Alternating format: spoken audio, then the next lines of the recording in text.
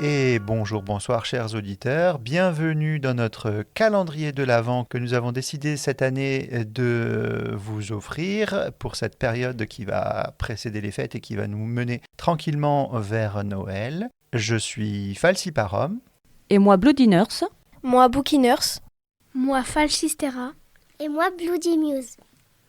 Bonjour les enfants, et donc chers auditeurs, vous avez pu voir que ça va être un enregistrement collaboratif avec les enfants du podcast Medicine City. Nous avons préparé une petite histoire en 25 journées qui vont être lues les unes après les autres par chacun d'entre nous. On va alterner, je vais commencer, puis ça va être Bloody Nurse, et puis ensuite Bookie Nurse, puis Falchistera, et enfin Bloody Muse, et jusque le 25 décembre jusqu'à Noël, donc nous allons vous égrener cette histoire qui, j'espère, vous plaira.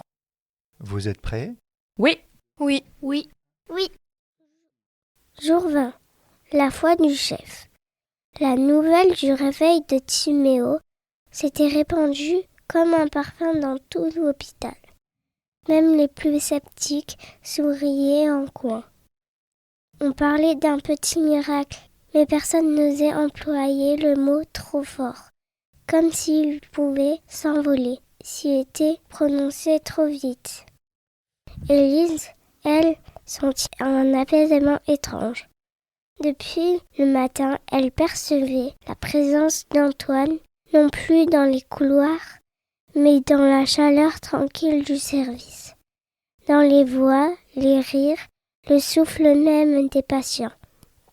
Dans l'après-midi, le chef la fit appeler dans son bureau. Elle s'attendait à un ton froid professionnel.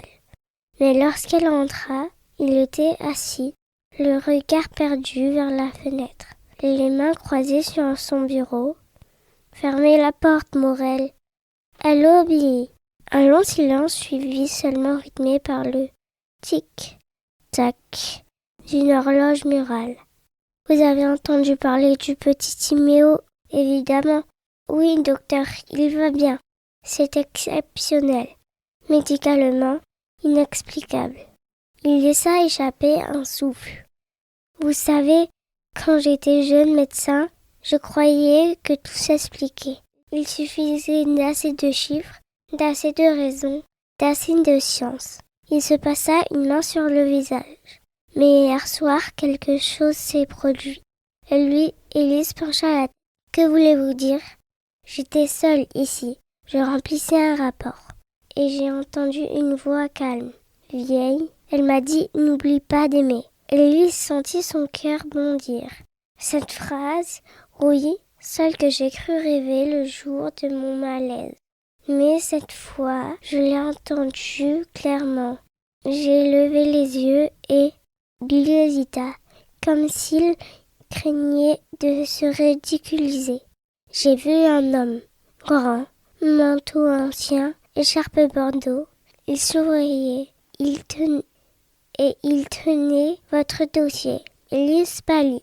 Le mien ? Oui, il m'a dit, elle porte le relais. Faites-lui confiance. Et il a disparu. Le chef se leva lentement, ouvrit un tiroir et en sortit une petite boîte métallique. À l'intérieur, le bouton doré gravé d'une flamme, celui qu'Élise avait trouvé le premier jour. Je crois qu'il voulait que je vous le rende. Élise le prit entre ses doigts. Le métal était tiède. Elle sentit un instant comme un battement léger au creux de sa paume.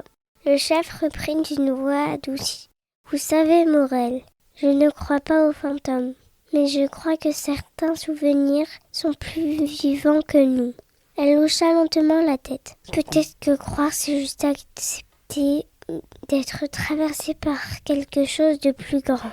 Il sourit, un vrai sourire, pour la première fois depuis qu'elle le connaissait. Continuez, Élise. Vous avez ce qu'il faut pour faire battre cet endroit.